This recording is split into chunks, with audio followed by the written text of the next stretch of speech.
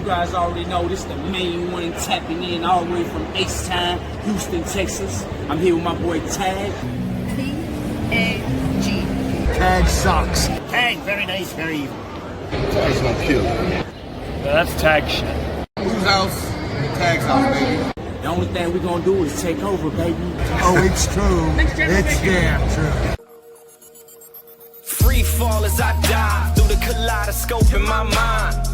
No rope up to climb. Gotta remind myself that I'm fine. Mama. What it is, what it was, and what it do, T.A.G Nation. It's your boy, the commish, ScooterRay. Yes, the name has been updated because, you know, after T.A.G Mania, your boy is beltless. You know, for the first time in almost a year, there are no titles on my shoulders, around my waist, in my possession. But more on that Thursday when we do Tag Me In, aka TMI. Your boy is here to bring you another episode of NXT.A.G. And yes, you saw the brand new intro. Shouts outs to the new edition of Samoa Joe, the Olympic hero Kurt Angle, and the most dangerous man in NXT, Swerve Strickland. Yeah, your boys is trying to do a grind day. But let's get into this show. First up, for out the gate, this is NXT Revenge Week 2. And to kick off the show for the North American Championship, Miles Bourne is defending against Dark State's Dion Lennox. Now, I knew the shenanigans and chicanery that was going to happen in this match because we're dealing with Dark State, right? But it did feel like a title could change hands because of Dark State, but at the same time, to kind of push the narrative of what's been going on with Dark State, it makes sense that the title wasn't going to change hands. But the getting towards the end of the match, Saquon and Cutler and Osiris kept trying to cheat, run interference, and it was leading like it was helping Dion up until when when Miles had hit later on when he hit Cutler. Then for reasons, Saquon was trying to get in the ring, which caused Miles Bourne to push Dion into Saquon. Dion bounces off of Saquon. He gets hit with the Born Again, and he loses again. So, yeah. And then, of course, you know, Dion with the ice grill. He was staring daggers into Saquon, but more on their little interaction later because, yeah, it's going to be interesting to see how it plays out. But then we get to the next segment where you got Blake Monroe and the Vanity Project back there talking. Blake has a casket match with Tatum Paxley for the Women's North American Championship. And of course, you know, Blake has been having her own custom North American Championship that was gifted to her by the Vanity Project. So they were talking, and Vanity Project, Jackson Drake realizes he has a date, bars, and he had to go see about it. So Blake was like, you know, it's okay, whatever. And then of course, Smokes and Baylor was like, well, we got to tag along too. But more on that later. Stone is pretty much being accosted by Saquon. Saquon was like, Stone, you got to fix this. You know, Dark State, blah, blah, blah, blah, blah, blah, blah, blah, blah. And as they're walking off, Shiloh was over there talking to Tatum. Tatum is talking about the casket match and the fact that, you know, Vanity Project is going to be there. And Shiloh was like, oh, no, you ain't got to worry about Vanity Project. And she was like, why? Oh, that little date that Drake has. Oh, I set that up. He's not really going to have a date. He's pretty much, you know what I'm saying, getting stood up energy. And you know, Tatum was like, bet. And then it was announced that come next week, Shiloh would be taking on Ricky Saints. So look forward for that match next week. But actually, more on that situation with Ricky and Shiloh later. Then we get to our next match, Joe Hendry taking on Keanu Carver. And this stems from Joe Hendry trying to do his little concert, and then Keanu comes and interferes. You know, Joe hit Keanu with the guitar, and it kind of did nothing. So he was like, nah, you're going to get this work kind of energy. So now I'm slightly confusion because they did announce that Joe Hendry was going to do the concert on Raw. But the way Raw made it sound like yesterday that Joe Hendry was going to be officially there. But the way Vic Joseph was talking as if, you know, Joe Hendry is still chasing the NXT championship. So I guess more would be revealed come next week. But to be fair, considering the call-ups and the way they potentially could be doing the call-ups, I wouldn't be surprised if this was Joe Hendry's last night on NXT. And the main reason why I say that is because throughout the course of this match, it was trying to be a back and forth. Know how I said trying, but Keanu was just really beating Mr. Hendry down. Not down. Like he was giving Mr. Hendry the good old what for. And pretty much the closing moments of the match was Hendry was pretty much on his back and Keanu was just raining down fists, and it started to become where he was just unprotected, and the ref called for the stoppage. Keanu is still just ground and pound. And then eventually, you know, the ref had to kind of pull Keanu off, but Keanu wins by knockout, referee stoppage. And if that's the de facto send-off to Joe Hendry, what a violent end to Joe Hendry's NXT career. Like, sheesh, you know, kind of energy.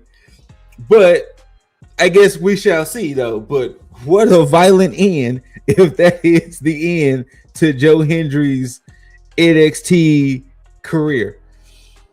Then we get a segment of Lizzie Rain. My apologies, I should have looked up.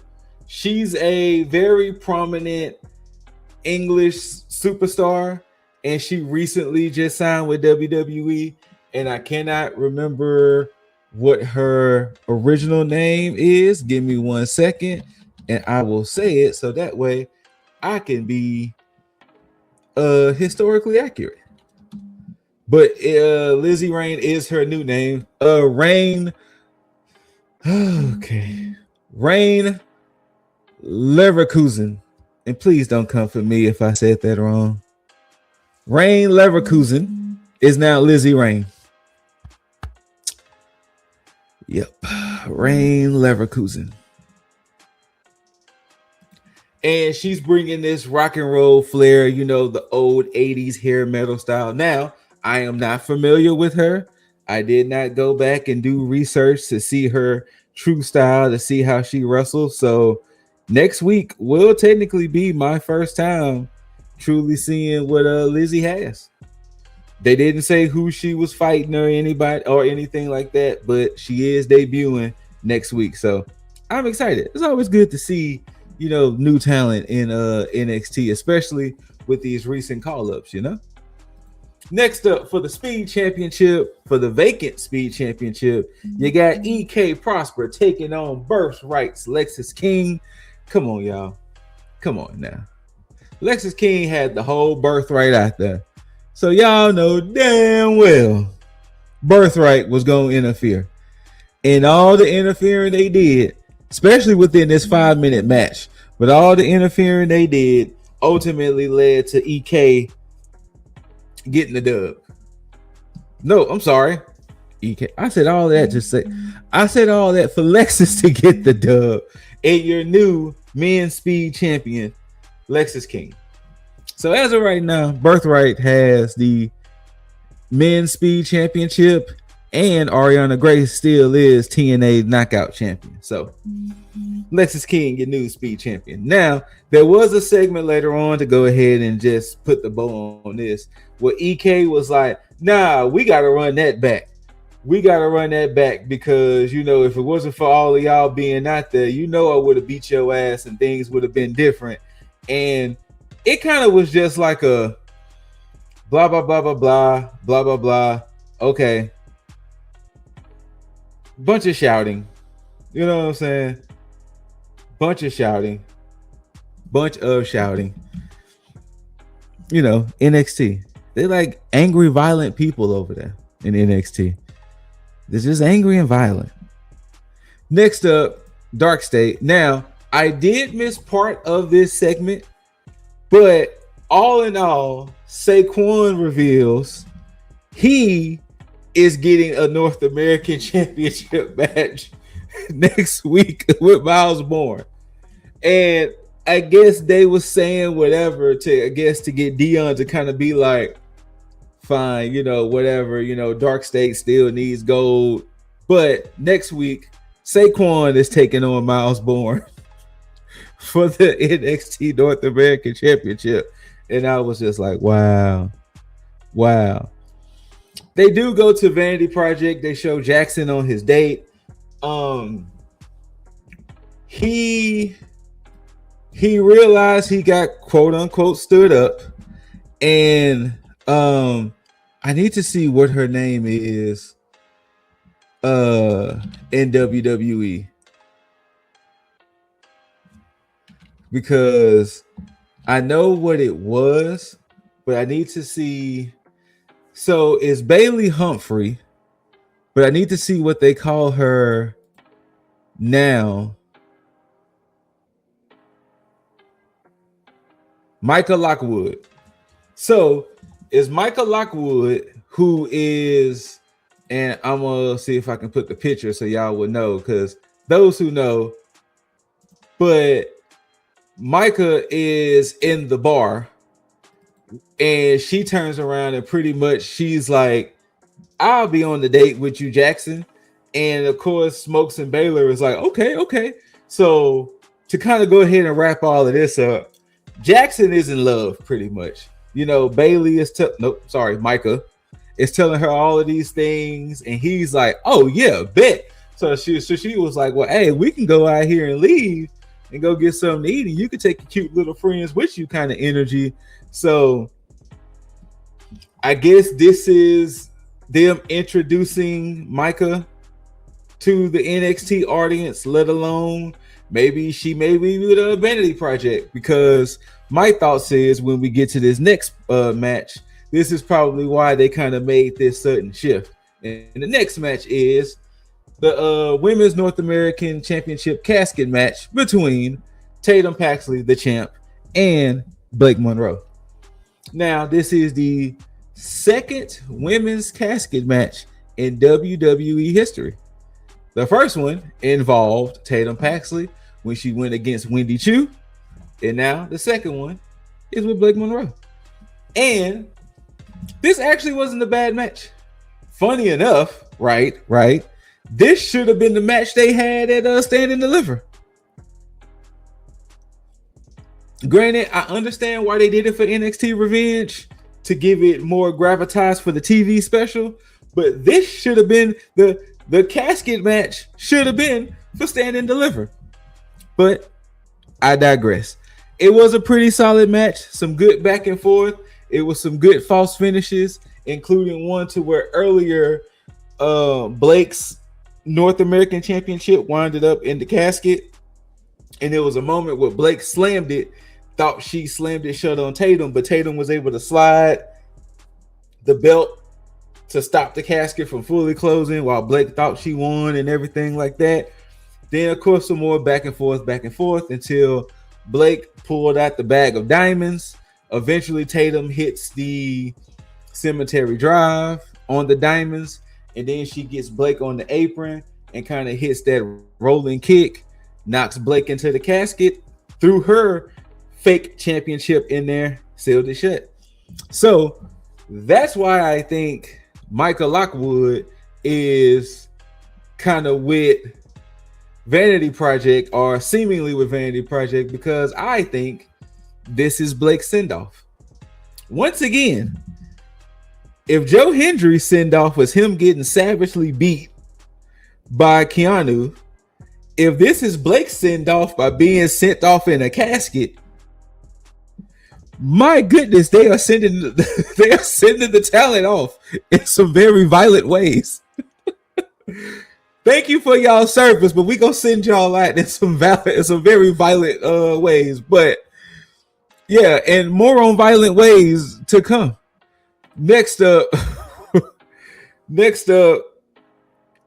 Lola Vice is in the ring and pretty much talking about, her being champ and, her having her first defense with JC Jane last week. And, she wants to do all she can to be a fighting champion and this, that, and the third. Izzy Dame and the colon comes out and Izzy pretty much tells Lola she got next, and the colon kind of surrounds her, which led to Izzy pretty much beating up on Lola. So I guess Lola and Izzy is gonna be next up. Yay. And speaking of yays, we get a Kendall Gray segment. I understand this segment was to kind of show off more of Kendall's personality and her upbringing. I understand Kendall Gray has a lot of fans, and I am not saying Kendall Gray is not talented or anything like that. But when I tell y'all that segment did nothing, Nathaniel, nada, zero, zilch, anything for you, boy. Just for the fact that I know at some point they're going to make her champion. They're going to make her champion. I get it. I understand. I just, Tasmanian Devil. Then we get a segment where Lola was in the back and pretty much she was recovering.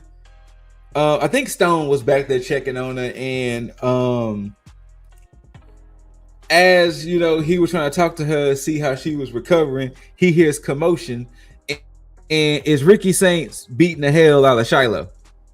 Well, finished beating the hell out of Shiloh for their match next week, because Ricky is still upset at the fact that Shiloh made him look stupid when Ethan Page went for the championship, and Shiloh had hog-tied Ricky and drug him out, so he's still like, you made me look stupid, big dog, and I ain't forget that kind of energy, so yeah. Then before the main event, Stone is back there. He runs into Tony D. Tony D has this box in his hand, and he's looking at Stone like, hey, who sent this to me? And Stone was like, yeah, pretty soon, don't worry, we're going to figure out who's going to be your next challenger. Then Keanu Carver was right there, and he asked Keanu, did you send this to me? And he was like, nah, but I will tell you this, though. What's on that box was like a symbol of war, and you look like you the main target pretty much. So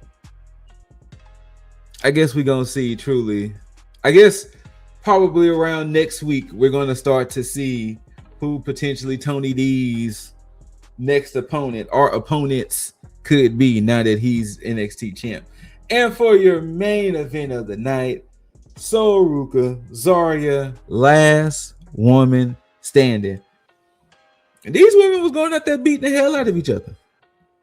I can appreciate that match when people who have chemistry go out there and really be beating the hell out of each other, because it's like, hey, you only gonna take this beating from your friend or somebody you truly respect. You know what I'm saying? You're not gonna let some rando beat the shit out you like that, or potentially trust a rando in that manner. So I can appreciate the idea that, you know, these are most likely legit friends and homies who just went out there and just had them a nice little last woman standing. Now, the closing moments was Soul set up 2 tables, and she had Zarya on both the tables, and she went up there to that little perch where some of the superstars be when they want to look over things and whatnot. And, well, the opposite perch. The perch they went to was kind of more on the announcer side by the crowd. So, right when Soul gets up there and seemingly is about to dive off, Zarya's gone. Zarya is behind her. She goes for a spear. Soul hits the Soul Snatcher. Soul kind of picks her up and looks like, hey, I'm about to get ready to dump her over. Zarya turns on the waterworks. She gives the sad face. She turns on the waterworks and she's like, oh no, this is going too far. Like, Soul, I am sorry. So they had this little moment where they both kind of realized, okay, maybe we kind of took this a little too far. If this is the line, we went past the line, you know? So they started hugging it out and everything. And then, you know, Zarya gives the John Cena face. She gives the John Cena face, and then she kind of pulls away from the hug, and Soul kind of realizes, and Zarya just gave her a nice little shove off the perch. Now, Soul was supposed to hit both tables. She hit one, and kind of the back of her head hit the other. So I really do hope Soul is okay, and that it's one of those, it looked worse than what it was. But from that, Zarya gets the win. Now, Soul seemingly debuted on Raw Monday when she took on Liv Morgan. So I'm going to assume, once again, that was Soul's send-off. And for 3 for 3, these are some violent send-offs. Like I said, Keanu Carver beating the shit out of Joe Hendry, Blake Monroe put into a casket, and Zarya seemingly pushed off Soul pushed off a perch into some tables. These are some violent ends to their NXT careers. But if this is the end of Soul, Blake, and Joe Hendry and NXT, truly, thank y'all for the memories. And yes, that was so-called Fall Out Boy. I didn't want to say the rest of it. Thanks for the memories, for real. Like, between the 3, thank you. But yes, that is the end of NXT Revenge. And it seemingly goes back normal. I can't remember if they announced their next PLE yet. I know they've been talking about Backlash, but I don't think NXT has a new PLE announced yet. So I'm assuming all of this stuff is building up to something.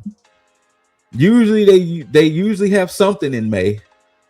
So I think it's usually Battleground. I think it's usually in May. So we'll see, because they haven't announced nothing yet. But with that being said, y'all, that was the end of NXT. And with that being said, this is the end of NXT.A.G. And whether you loved it or hate it, don't forget to rate it. Thumbs up, thumbs down. Like, share, leave all your comments and concerns down below.